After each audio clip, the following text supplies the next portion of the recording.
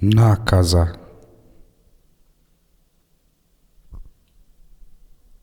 Bijaše jednom jedna nakaza, što bdjela je u sebi odrazom vremena.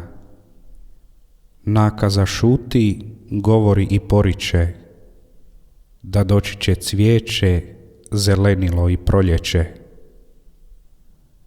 Padne večerima na dašku vremena, na bolesno ubogim samotnim rukama, na njegovim hladnim, bezvoljnim očima, gdje majka je dušu njegovu ljubila, po podu puzeći, hvatajuć mukama, to malo svjetlosti u duši od izvora.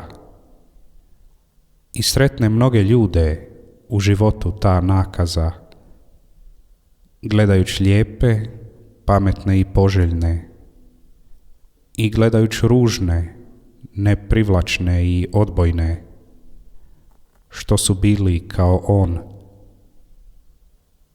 Ali nakaza zavolje sebe u životu, kakva je, no nitko je ne zavolje natrag. Pa se začudi zašto je i drugi ne vole, ako ona sebe voli takva kakva jest. I počne slušati priče ta nakaza, da doći će cvijeće, zelenilo i proljeće, da poljubit će njegove samotne krajeve, ali ču samo laži i mazanje očiju, od onih što uspješe život da prevare, od onih što crno za bijelo vole da predstave, što gnjusnu laž žele da podvale, u jednakosti mogućnost istu svima da objave.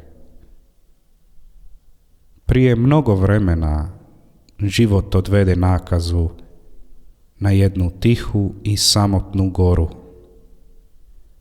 I tamo joj pokaza sve što na svijetu je palo. I kraj potoka zlatnim blatom se uprljalo. U prirodnoj čistini svijetu, na jesenjoj kiši opranom cvijetu. Bijaše jednom jedna nakaza, što bdjela je u sebi odrazom vremena i shvaća da nema to da ju netko prihvati, takvu kakva je, da došlo bi cvijeće, zelenilo i proljeće.